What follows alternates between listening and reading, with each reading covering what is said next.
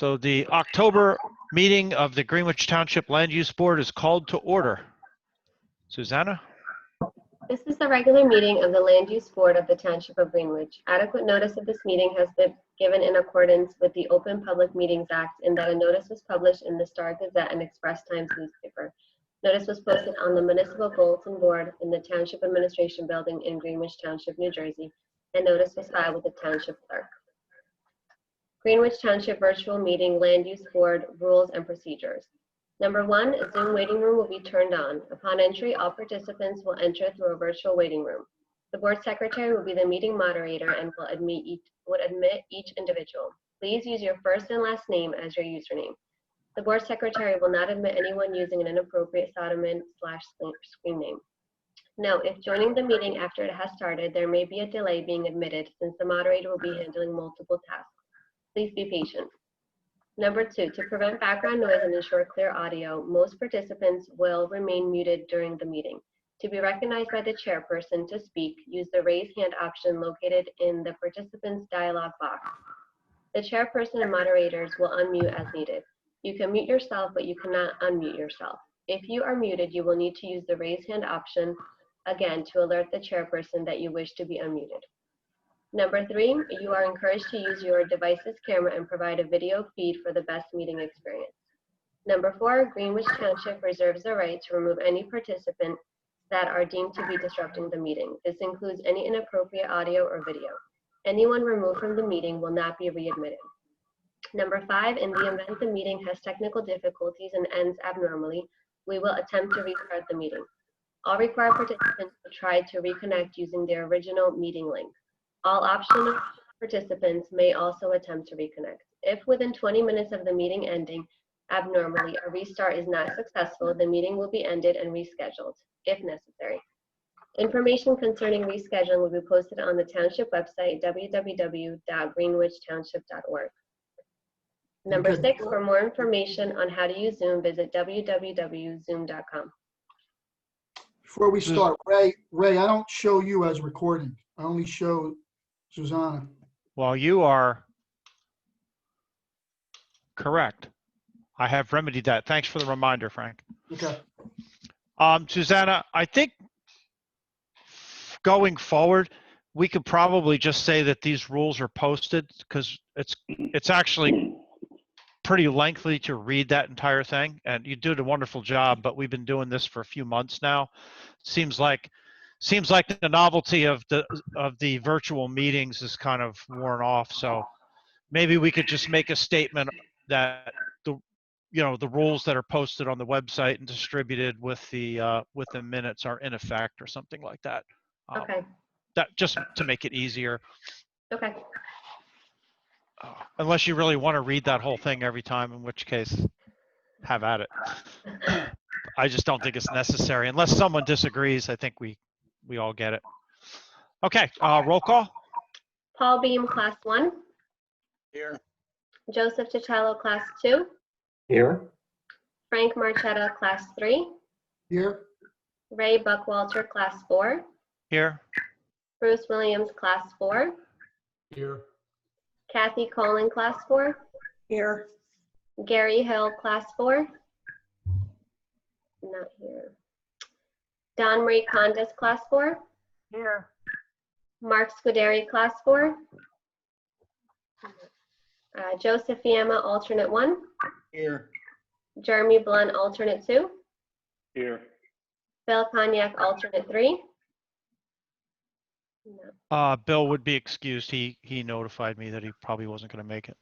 Okay. Pam Peslis, Alternate 4. Here. And then we have our board professionals, board engineer, Mr. Finale. He's coming later, I think. Yeah, he'll be along in a minute. Board planner, Miss McManus.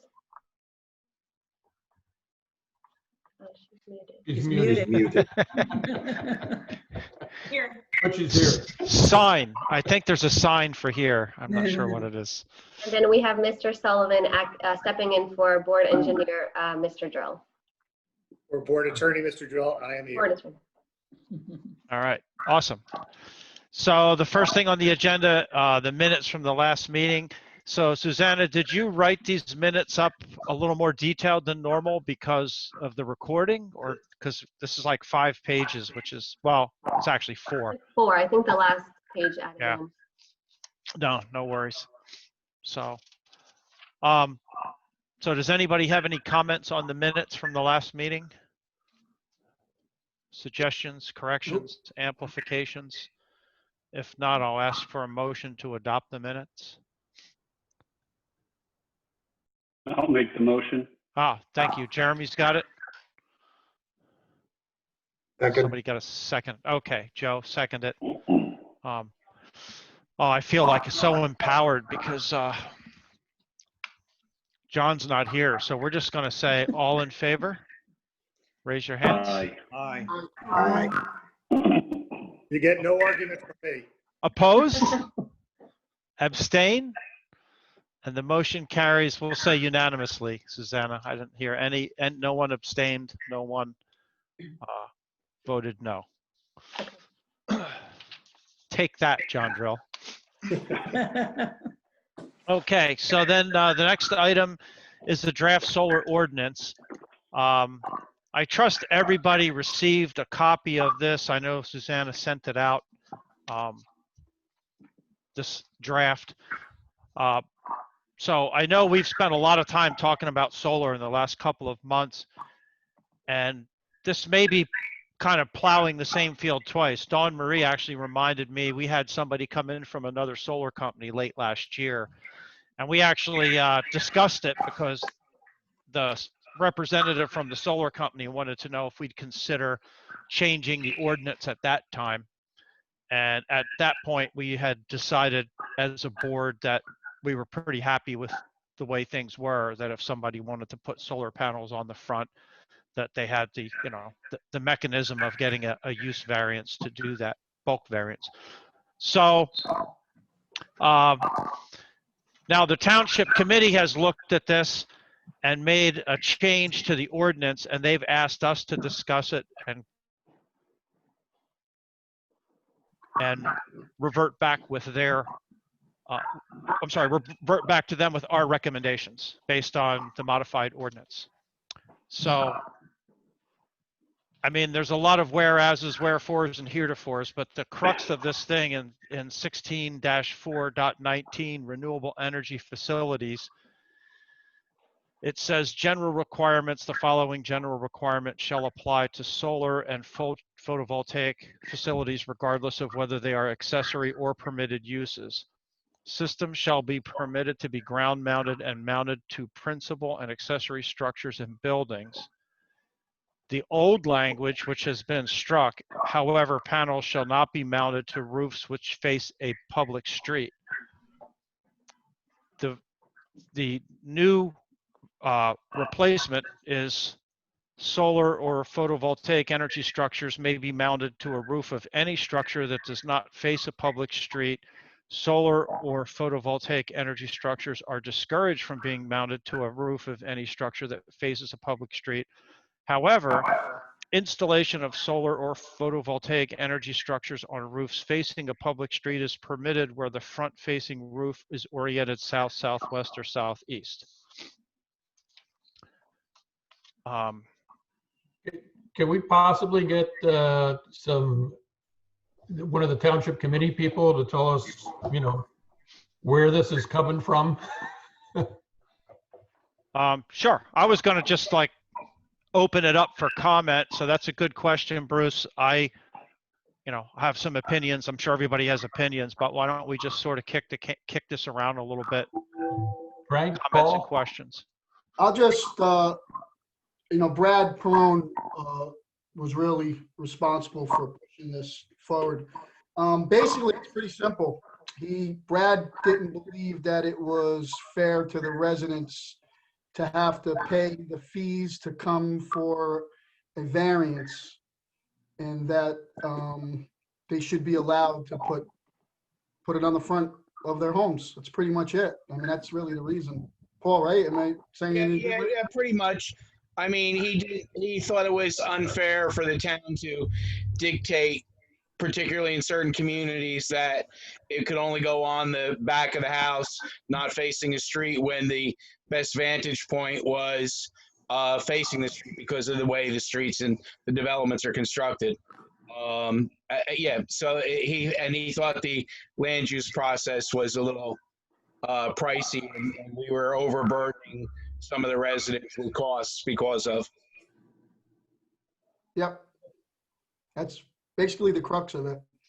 Yeah, and as background, I mean, now I'm trying to remember who I spoke to, but it might have been Mike, but we had a similar situation years ago on the Board of Adjustment with decks in some neighborhoods where the building envelopes are really tight, and we must have done dozens of bulk variances for deck construction. And I was trying to understand why this would be so much more costly to the applicants. But apparently, and correct me if I'm wrong, Mike, you probably have the history here. At the time that was happening, the township actually did not have escrow accounts. So the applicants had to pay some fees, but they didn't necessarily have to pay for professionals and all of the things that, for better or for worse, seem to be part of the process now. Is that correct? Well, partially. I think the big difference is that the fee schedule has changed since the era of the zoning board and all the deck variances, Ray, that you referenced earlier. And there were a number of them. To, progress forward 10, 15 years now. And the fee schedules increase where a variance application before what is now the land use board is $3,000. I don't recall what the fee might have been back then for deck. Maybe it was 1,000, maybe, but significantly less. So that's really maybe at the heart of this to some degree. Okay. So I just wanted to bring that up because it was certainly a surprise to me that the price of entry for any use variance is $3,000 for a tax-paying resident. Even so that could be anything, even a minor bulk variance application. Obviously, the price of these things is more expensive than it used to be. So that's probably a whole other conversation, but it is certainly legitimate that the cost would be pretty high for anybody that wanted to come in and get a variance. I will say that the one that we've had was paid for by the solar company, not by the resident.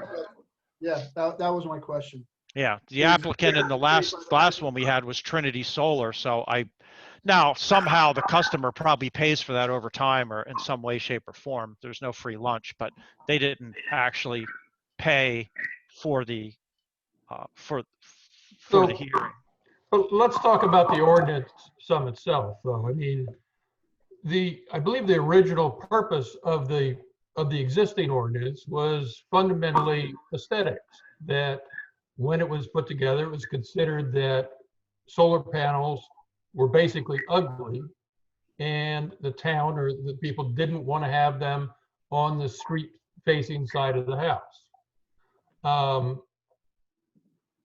Although there is other technology, and we spent a lot of time talking about it, the fact is that the majority of the solar panels that people would put up, the ones that they want to put up, don't really look any different than what they were back when this ordinance was put together. So it really comes down to, okay, do you want to now accept that and have those on the front of the houses or not? I don't think it's about how much it costs at all for the resident to get the variance, because the whole thing about an ordinance is you're basically saying these things are okay, these things are not okay.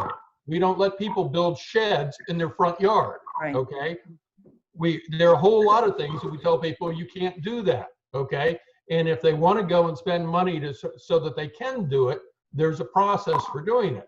But the whole purpose of you know, what we do as a land use board and what the township committee says is, okay, this is the way we want our town to work. This is the way we want things to look. And if the town has reached a point where they say, hey, we don't care if you put, you know, solar panels on the front roof, so be it. But that's not where we were before. And cost has honestly nothing to do with it, the cost of the resident. It's what our governing body, with recommendations from this body, says this is the way we want our town to be.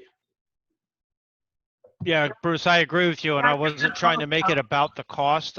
Brad's reason for wanting to abolish the prohibition seems to be that he thinks it's not fair that people would have to pay to do that. I would go a step further and say, I mean, the cost may or may not be reasonable, but at the end of the day, the other part of the process that we have now is that the people in proximity to one of these installations has their quote unquote day in court. You have to notify your neighbors if you're going to do this. And then if there's anybody that objects to it, because it's the people that are in proximity to a house where this is going to be done that are in the view shed that are going to be the ones looking at this. And if we take away the, if we change the zoning the way it's worded now, obviously, you know, people in the people that live nearby, neighbors, people that would be noticed, well, essentially they lose any say in the process. People are going to put them up. And as far as this ordinance itself is, it basically says, well, we'd really prefer if you didn't put it on the front of your house, but if you want to, go ahead. Well, my first comment when I saw it was, the language isn't that great. it doesn't make any sense, because you're basically, you know, you can't have an ordinance that says we'd like you to do this, but you don't have to. It makes no sense to me. I mean, you have to say, it has to be a little more black and white. I mean, this is the kind of thing that would probably make a zoning officer scratch his head. But at the end of the day, if you tell somebody that they can put it on the southeast, southwest, and south, that's 180-degree sky view. So if you tell somebody they can put it on that roof, regardless of where it faces, then you're basically saying that you can put solar panels anywhere you want, because nobody's going to put them on the northern side of their house. It's kind of a long way around just saying put them wherever you want. It also should be noted, this is Marie, it also should be noted that just because you can't put it on your roof, on a south-facing, public-facing roof, you can still put it in your backyard that's south-facing, and the ground mounted. So you still have options. And if your neighbors do complain, you can still put bushes around to cover it somehow. So it's not as if we're prohibiting anybody to have solar panels, period. They just have to go with a different option. I just real quick, I want to make everybody make sure everybody's aware that the option doing the ground panels is going to be highly dependent on the amount of land that they have in their rear yard and other improvements that they may or may not have, like a deck or pool, etc. And yeah, we can provide bushes to provide ground level screening of the solar, but it does not. No bush is going to be able to thoroughly address the visibility of ground solar from neighbor windows, particularly those on the second floor. But you could do this with, for example, I have a south-facing, public-facing house. You can still do this on a half an acre. Yeah, Besides being Greenwich Chase, which has lower acreage, okay, I think probably Wyndham Farm has the second lowest acreage of only a half. I mean, the difficulty of screening a ground-mounted array is certainly acknowledged. I mean, you can't obviously do something that would block the sun, but you can't screen it on the roof. I mean, it's a billboard. So, I mean, I voted against the last application, and one of the principal reasons I did it was from my perspective, the homeowner chose to have a pool instead of solar panels. The reason why they couldn't do solar panels is because they chose to have a pool in the location that would have been good for solar panels. So because they did that, we should grant them on the front. Now that one's over and done with, but I mean, the people do have options. And yes, we have a lot of smaller lots in town. And so maybe the thing to do is to say, okay, if you have a lot size smaller than X, okay, then maybe you can have it on your front roof, on your street facing roof. But do we want to open that up for the whole town? I got a question. I got a question for the committee. I'd just like to know everybody's opinion, because me personally, I think the ground mounted ones aesthetically are worse than a front mounted. Actually, my preference would be, at this point, would be to get a variance for either one. But I don't know, how's everybody else feel? I mean, I think if in my yard, if my neighbor had this big bulky, and I've seen these ground mounted ones, they're not too pleasing to the eye. If they had it in their yard, I wouldn't like it. I would probably rather them have it on the front. I don't know. How's everybody else feel about the ground mounted? But Frank, you're just looking at it yourself. The whole street isn't looking at it. If you have it on the roof, everybody sees it. Ground mounted, you only see within a certain distance. And I think ground mounted is going to be, obviously, it's going to be very dependent on the lot and where it is and how visible it is and how big it is, because most of these solar systems are actually fairly small if you look at the actual square footage. People aren't covering their entire roof because you reach a point of diminishing returns with how much energy you generate. So Frank, I would agree that it's probably a lot of cases where the ground mount is worse, maybe even worse than the roof mount, I guess, depending on where it is and the visibility. But I think it's a case by case thing, in my opinion. I mean, I know in the other neighborhood, somebody has one in their backyard and nobody even knows it's there. So, and certainly most homeowners would prefer to have it on their roof where they don't have to look at it, rather than their backyard where they have to look for it. But they're basically making everybody else look at it instead of them. How does the rest of the board feel about ground versus front facing? I'm just curious. I don't have a problem with it. I mean, it's in the backyard, and there's a lot of other things that are in the backyard that's unattractive in some people's homes, so I'd rather have it in the backyard than to have a whole bunch of people in the street have to deal with it. Okay.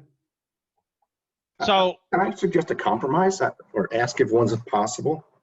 The Ray's comment about giving the neighbors the day in court is a particularly interesting one here. Can we do that without requiring the engineering escrow? Since you wouldn't require an engineering escrow if you were mounting it in the rear or ground mounting it, right? Or the attorney. Or attorney, yeah. I think we would have to go back and look at and to be honest with you, Joe, that's an excellent question. It's kind of what I was thinking about. Unfortunately, I think in the context of the solar thing, if we go down the rabbit hole of trying to restructure the fees for the township, that could be that could be a whole other rabbit hole to go down. But the other thing about your day in court too, Ray, is what about the people that put it south facing, that aren't facing a street but are facing somebody else's home, that they have to look at that too? Yeah, it's not a perfect system. So it's not a perfect. Yeah, it's not a perfect system. Frank, that was kind of an interesting thing that you just brought up there. Get rid of it all. But I don't know if that's going to satisfy certain members of the committee. It was just an interesting thing you brought up. I didn't say all. I said ground and front. No, I meant just require a variance for it all. Yeah, I wasn't saying that though. I'm okay with it. I thought that's what you meant. So even people that weren't facing a public street that wanted solar panels would need to. Well, no, my recommendation would be for ground and forward. If aesthetics is one of the reasons that we have this, why not? Well, Michael may have some comment on this that could be helpful from a legal standpoint. I don't want to put you on the spot, Michael, but I know that solar is generally considered one of these inherently beneficial things. Beth, you could certainly chime in here too. And I think the township might be at some risk legally if we were to be too draconian in terms of how you dealt with it. I think we might have some success limiting it, but I think if you banned solar, for example, residential solar, I think you might. Well, you wouldn't be banning it. And again, I'm not taking one position or another. You wouldn't be banning it. The option is get a variance. Well, if you say you can't have it without a variance, you're basically saying it's against the zoning. So maybe we're having a semantic battle here, but what I'm saying is if you publish zoning that said you're not allowed to have residential solar, for example, then I think, you know, that would be somebody somewhere along the line might challenge that, and that could cost you more than you'd really want to have to deal with. I don't know. Michael, So back to Beth? the question that you asked, back to Mike, you asked the question on Mike. Eric, attorney. So it's Mike Sullivan speaking. The photovoltaic structures are recognized in the MLUL as inherently beneficial uses.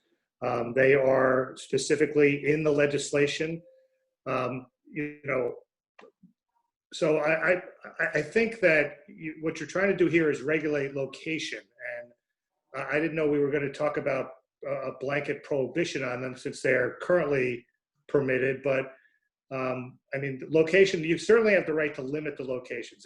That's, you know, that's not something that's going to get set aside, I don't believe. Okay, so I think. And folks, just one thing, I don't think that we should be talking about using language that suggests we would end up encouraging people to request variances. If the idea is that you're going to include a prohibition in the ordinance, people should not be encouraged to request variances, because a board should more often than not be granting variances unless you have some sort of a problem in your zoning ordinance, which this wouldn't be. So, you know, and so sort of the same thing about the cost, you know, concern about the cost, which I think is legitimate. The cost to request a variance can be quite pricey, especially if they go ahead, if a homeowner goes ahead and has professionals and they do have to pay for it. But the bigger risk is that people are coming in, is not only are they paying for this, but that the board isn't going to grant the variances. So I don't think that folks should think about it in terms of, you know, well, people can just come in for a variance. I mean, that's always true. And I'm not suggesting that people can't, but we shouldn't be encouraging it. You know, if you prohibit it in the ordinance in some fashion, whether blanketly or in certain locations, you know, it should be the exception of the rule that people come in and request a variance, and it should be the exception rather than the rule that the variance gets granted, for one thing. The other thing I want to say is, you know, yes, renewable energy facilities are inherently beneficial, and that's a really important consideration. But the other thing to consider is, in terms of alignment with state policy, the New Jersey Energy Master Plan, which I think was 2019, maybe 2020, has strong goals for encouraging renewable energy. And I didn't look it up before this meeting. I'm sorry, I just didn't think of it. But, you know, the bottom line is the only way one of the major ways that we're going to be able to get there as a state, not to mention a country, is by looking more favorably at alternative energy uses and starting to become comfortable with an energy type that is likely going to become the norm over the years to come. And that's becoming obvious in places like Greenwich, as you see more and more people seeking this type of improvement to their home and considering applications in the future. So just a little food for thought. All right. Now, if you all don't mind, let me chime in here. And to address Bruce's issue, originally, the ordinance did have everything to do about aesthetics. The general feeling through a variety of opinions and such, and I've been dealing with this now for 4 years through zoning with Larry and such, that a lot of these solar panels do aesthetically look a whole lot more pleasing to the eye. They're not the aluminum, stainless steel type things that you used to see there. A lot of them are bronzed and blackened and match the roofs and things of that a whole lot better. Number two is, over the last 4 years, I can't tell you how many people have been told no, that they can't put solar on their homes because they face the street. I'm not talking 2, 3, I'm talking dozens and dozens and dozens of people. I've seen those applications and I've seen Larry return them. We've had multiple people come in on Tuesday nights to the zoning office who are representing solar and such, you know, talking, well, this is why this is why we need this is why this doesn't work. And again, we've always told them their option is obviously to go by way of the land use board, and then the dollars and cents come into it. So there's a lot of residents in our community that have wanted solar and don't have solar because it was turned down. There's not a lot of residents, but there's a handful of residents And I don't believe it was they that circumvented the system. Their solar companies circumvented the system because they had a salesman selling product, and not everybody bothered to check that it at least needed zoning approval. My guess, and again, I don't think this is something bad I can say. Trinity, the folks that we just approved, I think they paid for it because they circumvented the system and got caught. And that was how they were hoping to fix it, I'm thinking. Because I don't see every solar company coming in and paying the $3,000 for the professionals for a variance for solar, unless of course it's figured out in the math long term and such like that. So I do know for a fact that we have a lot of residents who don't have solar on their homes right now because of the way we currently word our ordinance.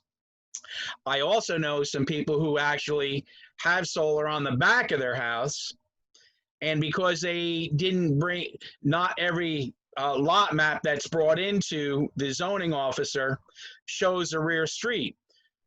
We have zoning on the back of homes on Monroe that directly face Jackson. We have solar panels on Tyler that directly back up to Dumont. In some places, that's some of the closest.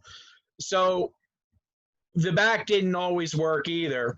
And as for the ground mounted, no place in Greenwich Chases are going to ever be ground mounted. And I'll bet you 75% of Wyndham Farms probably can't do a ground mount. And in the communities that already have ground mount, and I'm going to pick Stewart's Hunt, you can drive through there and you can see the ground mount regardless. You know, so the neighbors across the street, 2 doors down, this, that, from the road, the ground mount is large enough that it needs to be seen, or it can be seen. It's not hidden. So, and I'm going to have to agree with Frank that, you know, that ground mount takes up some space and it's not necessarily all that attractive. But the bottom line is, here in Greenwich, we are telling people, no, you can't have renewable energy, you know, in the form of solar. And so that's my side. And again, I've been the liaison in the zoning department for the last 4 years. And I just know the volume of zoning requests for solar that have been turned down. So I think it is an issue. And I've thought that right along. And I've also brought up that the DCA, Jack Templeton, who's the head of it, our building department, we're about the only community that's really strapping it when it comes to not having it on the front. I mean, if you were to drive through Lopakon, Phillipsburg, Powhatan, it's on the front of homes. I just think solar is, I don't want to say the new norm, but it's kind of like a new norm in the energy field and such. So that's my take on it. And I know that's what's going on down there at the zoning office. You know, somebody's being denied on a real regular basis. That's it. That's what I got. Anybody else have any comments? Oh, one question. So obviously, if we were to keep it as, or if we were to allow it, as what Brad was recommending, how many developments have homeowners associations where it wouldn't matter? Or would it matter? It wouldn't matter, right? A homeowners association could override, even though we allow it, a homeowners association could say no, right? They can, but if they don't already have a prohibition, then they have to go through a process to create one. I know that's the situation we're in. I don't know about other ones because I'm not involved with other ones, but. So that brings up, so in other words, the residents of where there's a homeowners association, they get the ability to speak at a variance hearing, let's say, where the rest of the residents of Greenwich, they don't get that opportunity if we allow it in the front. So that was one thing that was brought up to me the other day, and that did kind of ring a bell with me that, you know, the regular residents that don't have homeowners associations do not get the opportunity to voice their opinion, where most likely, and I don't know if the homeowners associations would allow it or not, but if they Well, I don't think an HOA would do that. The HOA would just be a prohibition. Correct me if I'm wrong. Right. Right, so. So the there wouldn't HOA even be an Correct. opportunity for a variance there at all, so. Right, but there'd be no reason for a resident to even bother, right? Because it can't Right. happen. But the rest of the residents, it's gonna happen and you got no say, so. Yeah, I don't know about, I mean, first of all, in terms of homeowners association, you got Kennedy Mills and Greenwich Chase. I don't even know if Greenwich Hills has a homeowners association. I don't know. Not for that. Huh? It's not for that, just to cut the lawn in the basin. Right. The Well, I only mean, do they thing have covenants and restrictions and so on? Nope. No. So I mean, so Kennedy Mills has a homeowner. We don't have any restriction against solar panels. I mean, we could put out an amendment, but it would have to be voted on by the residents. And my guess is it's pretty hard to pass an amendment because 75% of our residents have to say yes in order to pass. So my guess is it's not going to happen. Could, but we would look at it. And I don't know about Greenwich Chase. Greenwich Chase's HOA doesn't cover solar. Yeah, Right. I think from what I've heard through the years, I'm not 100% sure on this, but I think Kennedy Mills, who has a pretty strong HOA, I might add, I think that's the only development that actually governs this particular matter. Mike, Bruce just spoke. We're both the trustees in Kennedy Mills. There's no solar prohibition. I'm the Oh, president. I thought there Vice was a president. solar prohibition. I thought, okay. There was Oh, no, at the we've time talked that, about it. We've I thought talked there about was, it, okay, but my we don't mistake. have one. My At the- apologies. at the time that was being Thanks, built Mike. out, solar wasn't even on anybody's radar. So it wasn't something that they thought of. Had it been something that was around, they probably would have considered it, but it kind of didn't So- exist. I'll be honest, So, I mean, my preference Greenwich- was the previous Go ahead. ordinance. Well, My preference was the previous ordinance we created, yeah, I which just was to wanna allow circle back certain on one types of. thing. I just want to circle back on one thing that Beth said, and a couple other people alluded to it, and Brad Perone had said something about this. There was this idea that, we could have an ordinance that didn't allow panels on the front-facing street, and then if you paid your money and came into the land use board for a bulk variance, that you'd get your exception. And I just want to, for the record, say that the land use board isn't a pay-to-play organization. So just because you have an ordinance and just because somebody can come in and they have a mechanism to appeal it, doesn't mean that if they pay the fees, they're going to necessarily get the ordinance granted. So Beth, you made a good point that we probably shouldn't be creating ordinances that we anticipate that we'll have to generate exceptions to all the time. It shouldn't be the intention of zoning is to put something out there that's, in a worst case scenario, just a tax for people that have to come in and pay. Right. But that's not the intention here, certainly. And I just want to make sure that everybody understands that. Yeah, Brad seemed to think when I talked to him that, well, if you come in for a variance, you'll get what you want. This is not about the money at all, as I said from the beginning with it. This is about what you want your town to be. And yeah, things do change over time. I mean, we fought cell phone towers in the beginning. Now there's cell phone towers all over the place and you wouldn't even try to do it. And maybe solar panels have reached the point in time where they're so ubiquitous that you say, okay, we're used to them. Let's go ahead and allow solar panels on the roof.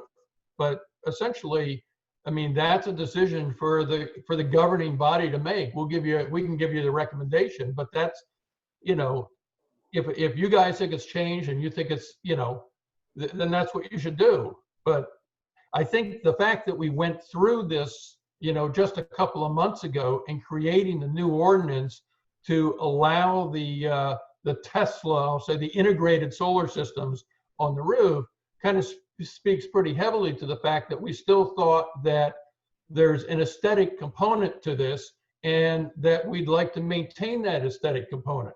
But we created a way that people could put solar on their front roofs and still maintain that aesthetic component, okay? So that's certainly where I'm still at. Yeah, I'm at that too, Bruce. Yeah, I think we'll get to a point here pretty quickly because Yeah. we've talked about this almost ad nauseum where we'll just do a straw poll. And I think there's basically three options as I see it.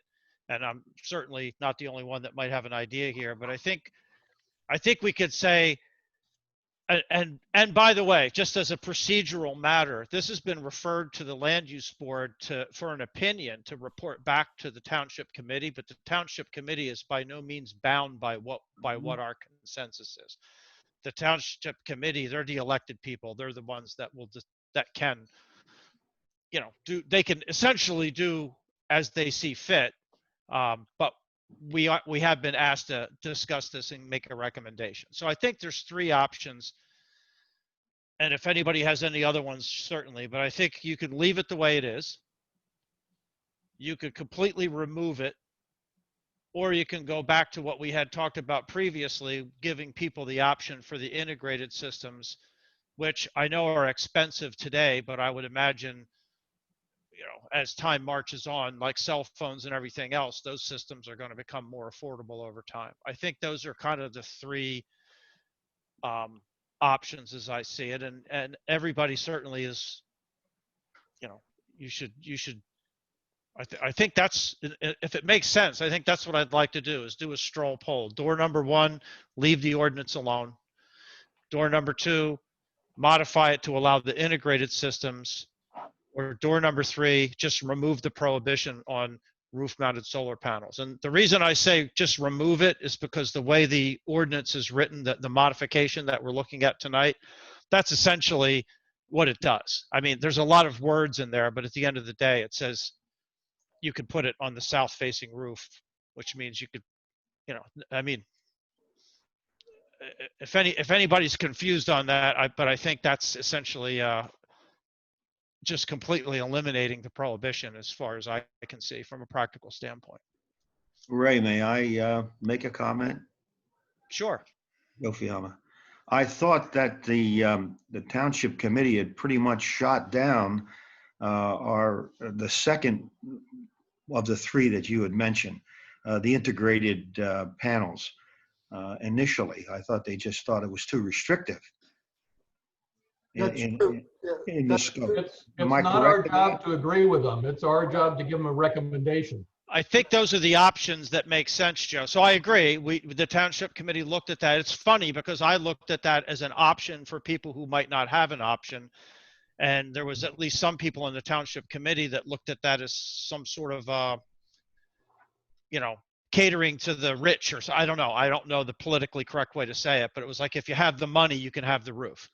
So, I mean, and that wasn't the intent, because I think all those systems will become more affordable and more ubiquitous as time goes on. These big boxes will probably end up becoming obsolete, but that's not where we are today.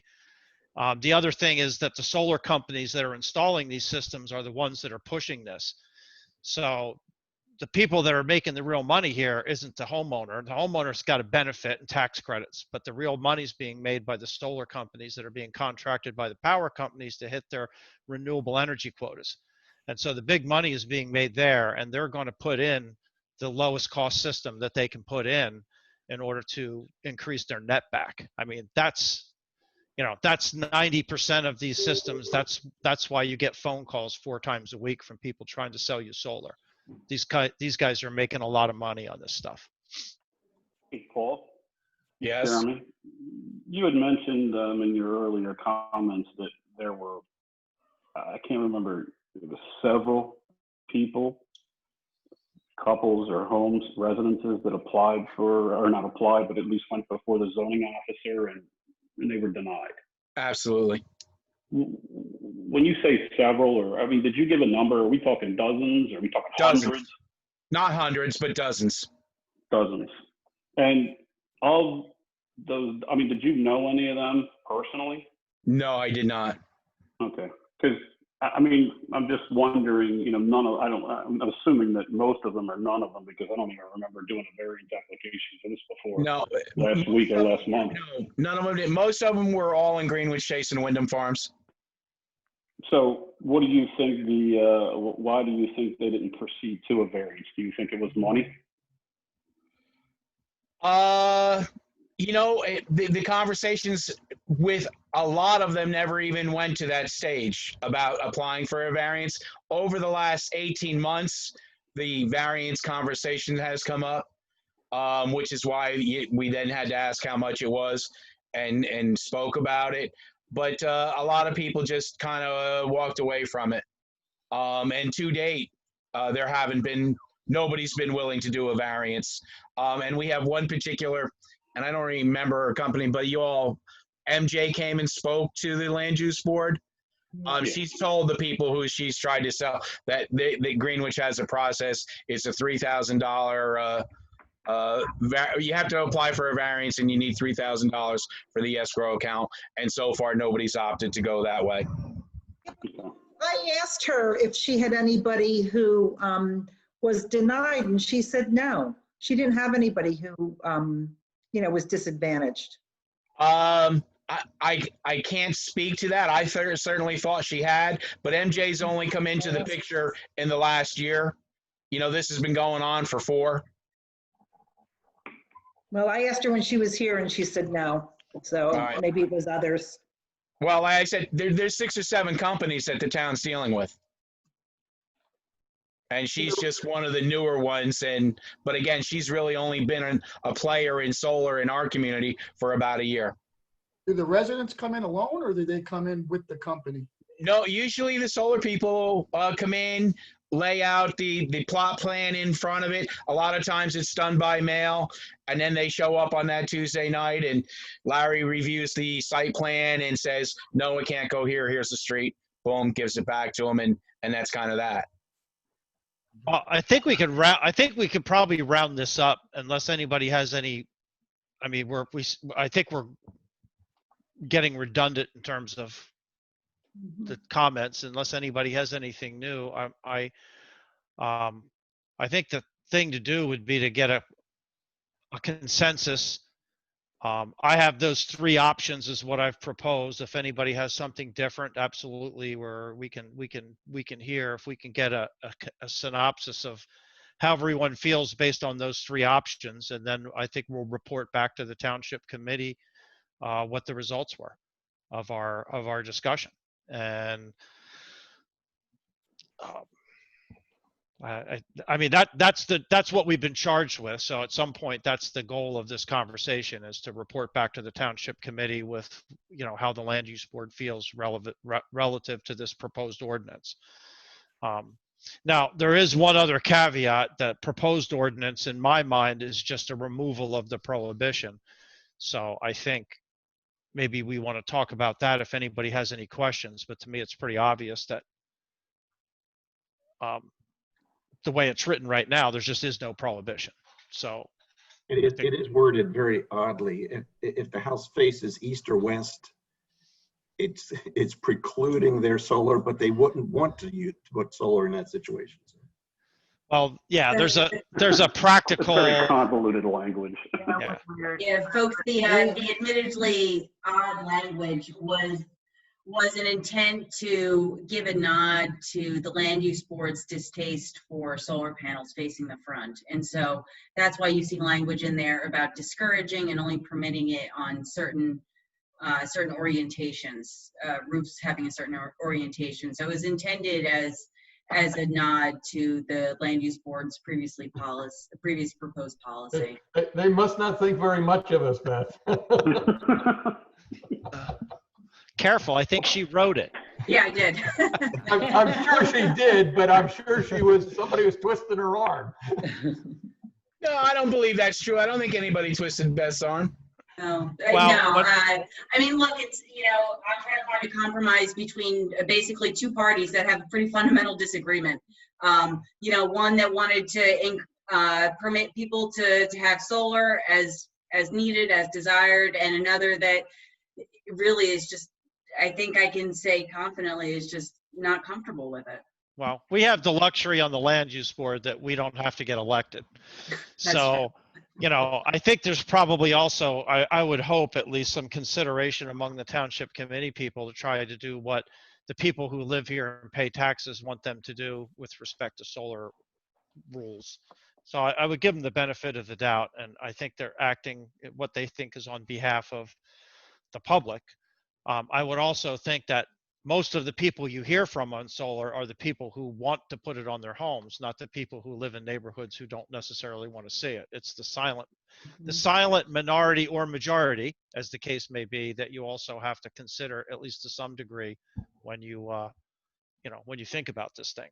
If somebody came to me and said, I'm going to save you a bundle of money, I got to slap these things on your roof, and the only problem is it needs to be on the front. I mean, a lot of people are going to go for that, and I understand why. And those people are going to be the people that you hear from.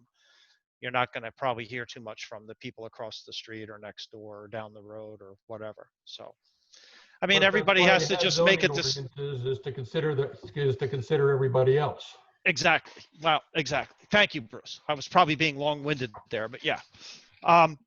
So I'd like to come back to the 3 questions and maybe see if we could take a tally. Jeremy, I'm going to pick on you. Does that make sense to you? The 3 options? They make perfect sense to me. Okay, because I can't think of a 4th, and I don't think we should recommend that they write the ordinance as it is, because at the end of the day, our poor zoning officer has to interpret this stuff, and it's like, so I think if you're gonna eliminate the prohibition, you just do it so that it doesn't make it cumbersome for the people that have to manage this zoning. That's my opinion.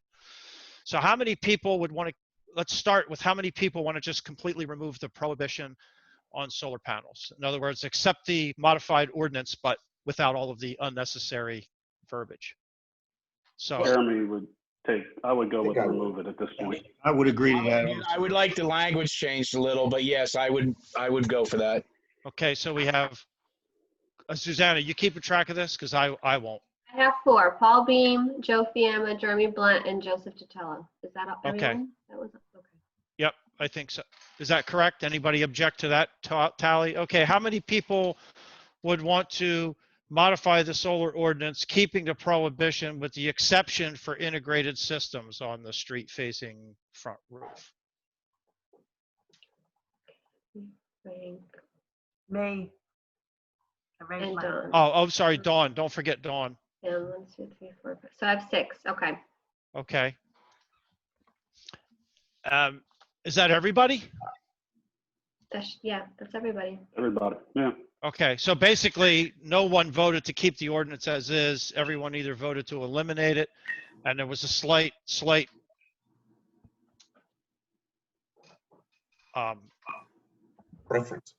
preference for allowing the integrated systems. I think that kind of is what we want to report back to the township committee in terms of the results of the consensus of the land use board. Did we get a vote from Pam, by the way? She did. She voted for the 2nd option. Okay.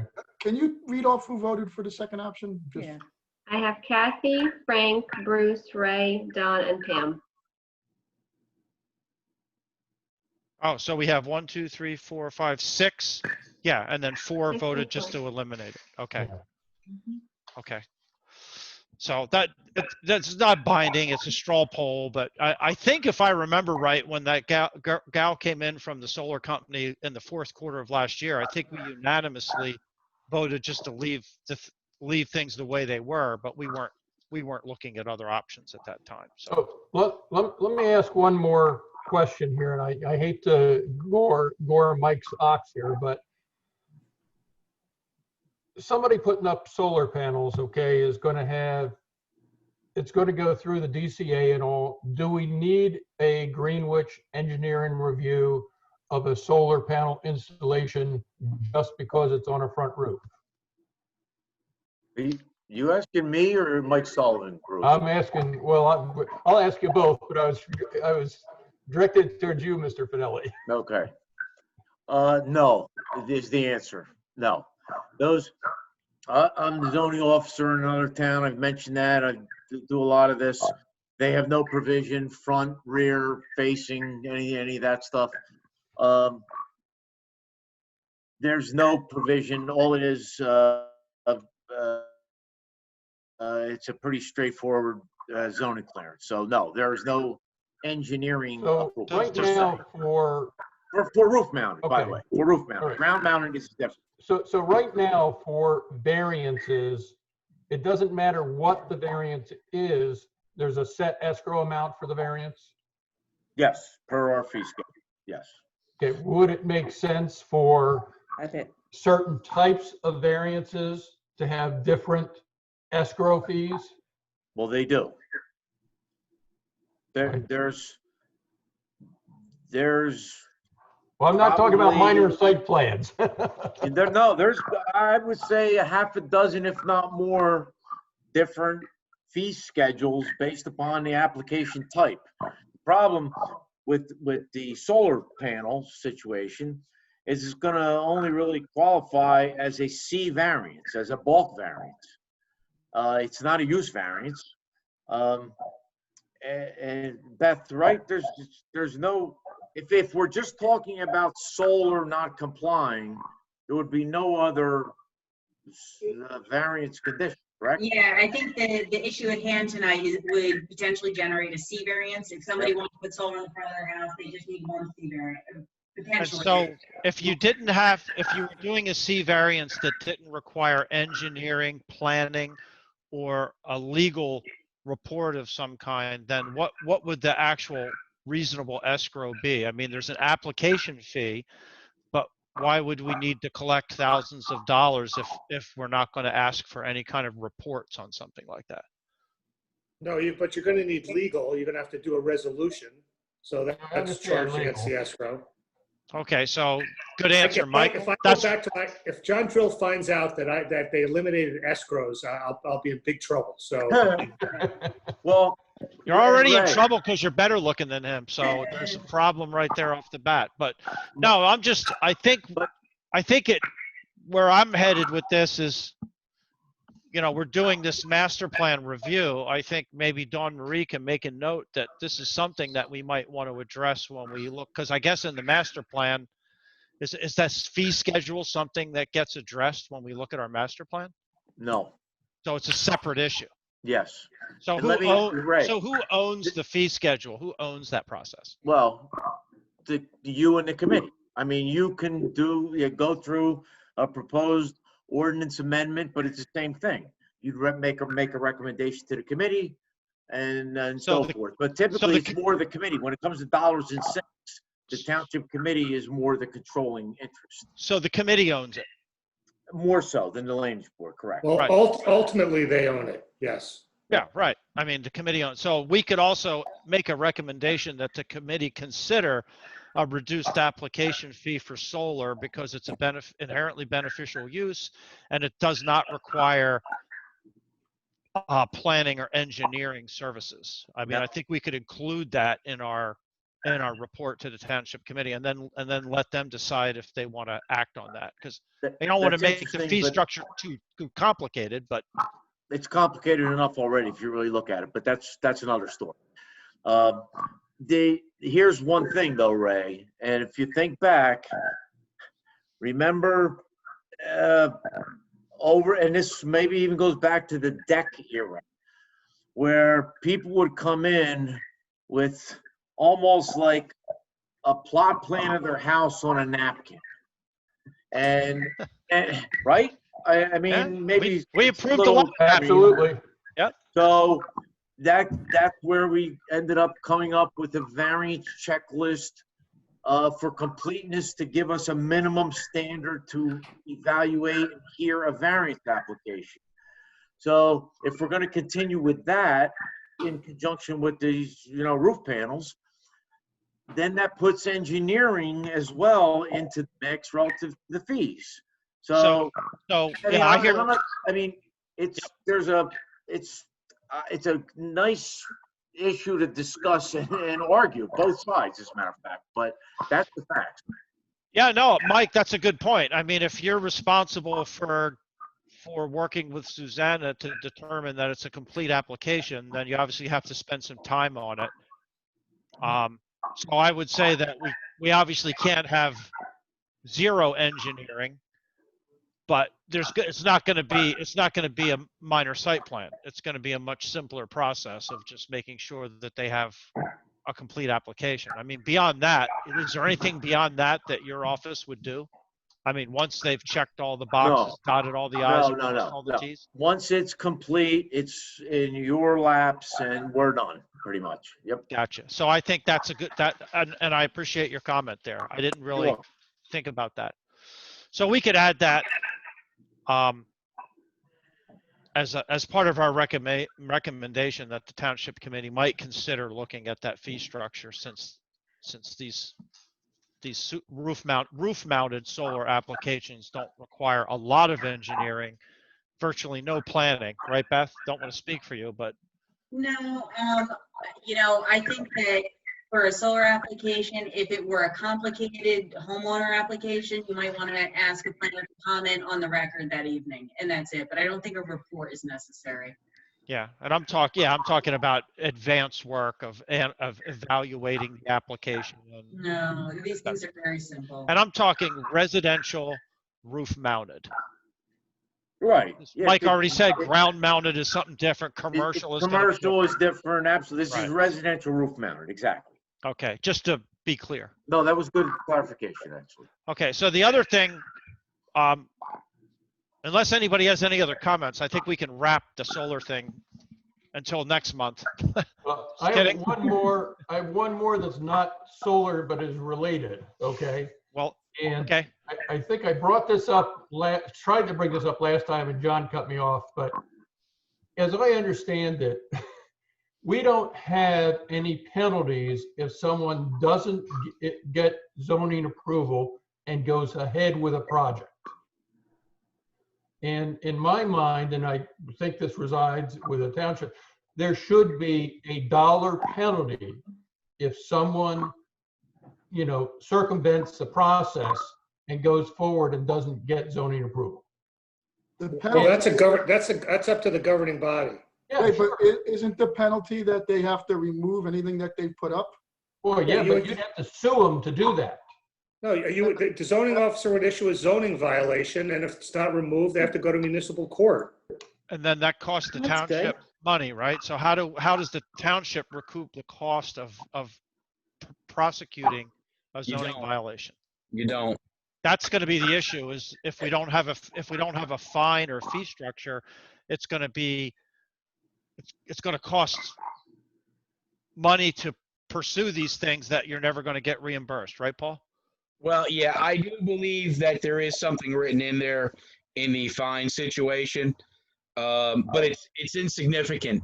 Myself and the town attorney have already talked about this on several occasions, because we currently have at least 6 front-mounted systems circumvented zoning. Well, And To me, it should be a percentage of the value of the project, and it should be substantial, or a minimum, whichever is greater. So maybe it's $1,000 or 20% of the value of the project if they don't get zoning approval. And that's certainly something that can be worked out, because the fine is minimal. But Attorney Lavery said that it's going to cost a lot to go to court. I mean, I bet you That's why you want to put the fine thing, so that you discourage people from ignoring the zoning process. you're going to have people out there that just say they didn't know, and then the judge is just going to be pretty fair with them. I will tell you, though, that this issue is really outside the purview of the planning board or the land use board here. Oh, absolutely, I understand that, but it comes within ours in terms of making a recommendation to the township committee that they should consider such a thing. Right. Well, it kind of ties into what I wanted to talk about, and anybody that's probably paying attention might have noticed that the resolution for Trinity Solar is not on the agenda tonight. I don't know if that was an oversight, but I think John instructed Susanna to withhold it, and the reason that this really ties into what Bruce said, because I went back after the meeting and I looked at the application from Trinity Solar. Now, to put this in context, we didn't find out that this system was already installed until that late afternoon day of the meeting. So up until hours before the meeting, I think most of us if not all of us, thought that this was an application for something that was going to be built in the future. And then at some point late in the day, I got a call from John or someone that said, hey, by the way, this property already has these solar panels installed. And we thought, well. But we can't hold that against them. That's correct. We can't hold that against them in evaluating their application. So, but the interesting thing is that I asked the applicant at the time, did you install this, not realizing that you needed a zoning variance to do it? Now, according to Mike's report, they got a zoning denial on September 24th, and their building permit wasn't issued until sometime in October. So that suggests to me that they perjured themselves when they testified that they weren't aware that they were building this thing without zoning permits. I don't know where you go with that. We don't have, if we don't have a significant penalty, but I'm looking at the pay, and I would have looked at this with a little more scrutiny, but at the time, right before we went into the meeting, we didn't realize that these panels had already been put up. So really kind of wasn't an issue at the time. I'm honestly kind of at a loss because I don't know that I've ever been in a situation in 15 years where an applicant lied and that the documents on the record obviously demonstrate that pretty clearly to me, unless there's some caveat in the paperwork that I'm not getting. But the applicant was the solar company, right? Trinity? Trinity Solar, not the homeowner, Trinity Solar. And somebody made a comment earlier, I think Paul, that the reason they even came in for a variance is because they got caught kind of after the fact. But I don't think most of us realized that the solar panels had been installed when we got this application to look at it. So, I mean, it looks like Trinity Solar wasn't truthful in their testimony. That would be my conclusion. I wish we had the recording of the meeting, but I don't know. Does anybody else remember it differently? Don't we have a recording? Like no, there was a technical problem and we didn't get a recording. Oh. But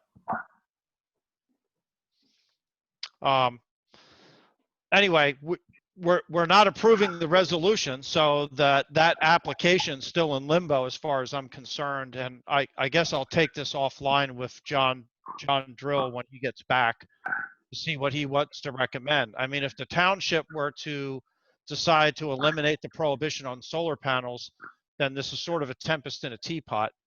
But if the prohibition on front-facing solar panels survives, then I'm thinking we might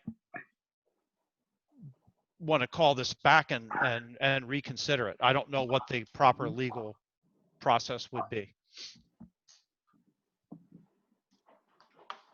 So you're going to discuss that further with John. I mean, the scope of that is if you think perjury was committed during the course of a hearing, that can be referred to the county prosecutor to see if they want to choose to prosecute.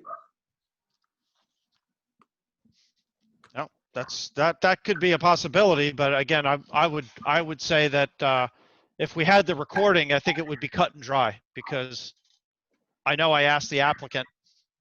You know, I actually said to the applicant, so the reason that you installed it is because you got a building permit, not realizing you needed a zoning variance. And he said, yes, absolutely. Well, there should be whether you have the recording or not, there should be a paperwork trail here, because if the zoning officer turned it down, there should be a record of that. Yeah, well, I'm just looking at Mike's report. It said he has a copy of the zoning denial dated September 24th. The DCA building permits were received on October 8th. So, I mean, it looks like they applied for the building permit, I don't know, maybe on October 3rd. Somebody that understands how the DCA works might have to go back and look at that to make sure. But it looks to me like they got the denial and made a conscious decision to ask for forgiveness instead of permission. So My recommendation, Mr. Chairman, is that you do have a further conversation with John Drill on that. I will alert him that that discussion is coming. Perfect. Thank you. That's all I got. Can we make a motion? Ray, since we've been doing these Zoom meetings, you have given the public a chance to comment. I don't know, do we have one person from the I public? think Bill is in the audience there. So In the why don't house. we go ahead and unmute Unmute him. Bill and see if he has any comments, suggestions, or words of wisdom for us. All right, Bill, here's your chance, Bill. Okay. I think you should attend to Mr. Williams' opening comments and focus on the issue of aesthetics. Somebody's got to make a decision. We want to relax the rules on aesthetics, get rid of it, and let people do what they want to do. And the rest of it, the costs and all that other stuff seems like it's just peripheral noise until somebody decides, I think Mr. Williams put it, what do we want our community to be? I think the best thing I've heard tonight. Well, I think what you heard from this panel here is that we're recommending our original change in the ordinance, which was an integrated front-facing solar, which is more aesthetically pleasing. So that was the recommendation, Bill. Okay, well, make it just needs to be made clear to the council that's where you're coming from. Now, Yeah. I don't know if you're aware, but there was an ordinance change that was submitted to the town committee. No, I recall. Bill was here for that. Yeah. Okay, I'm done. All right, thanks, Bill.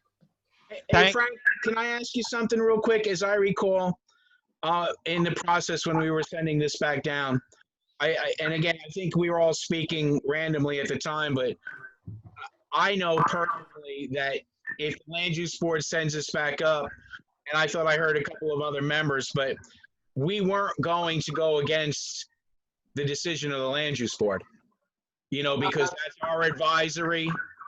No, that's not what I'm, my position, I've gone a few ways on this. Originally, where I've always stood was that I like the recommendation of the integrated roof, and that's what I voted on initially. Right. That was turned down, and Brad had, once that was turned down, and Brad made that case, and it kind of convinced me that if we're not going to go with the integrated roof, then why have the prohibition? Then I voted with Brad, but my personal opinion is the integrated roof, and I never heard the town committee say that they were going to take the recommendation from. No, I just heard that we probably wouldn't oppose what the land use board recommended. No, I didn't hear that. Okay, all right, then that just. I'm going with my. At the end of the day, It's up to you guys. at the end of the day, if the township committee decides to follow the land use board's recommendation, then they're making that decision. But Listen, it is your decision as an elected group of elected officials. So the town committee already didn't follow a recommendation, right? We sent up. exactly, and that's fine. You guys are the ones that have to answer to the voters. Remember, it's not everybody in the town committee. But you're usually so persuasive, Frank. I was Well, trying. Frank's not running anymore either. Yeah, listen, I stand with the integrated system, so. Okay, so Susanna, when after the meeting and the dust settles, when we're doing minutes, I guess we'll write some sort of a brief report, just summarizing.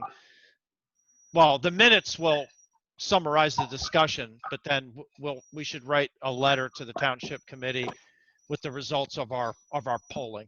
The three options that we considered, and so if you need help with that, let me know. I'll work. Okay. Okay. Now we can get a motion unless somebody else has any comments. Thanks for Frank for reminding us that Bill was there. I'll make the motion to adjourn. Second. Second. All in favor? Aye. Aye. Opposed? Abstain? Motion carries. Thank you, everyone. You. Thank you. Thanks. Good night, everybody. Hello. Bye, everybody.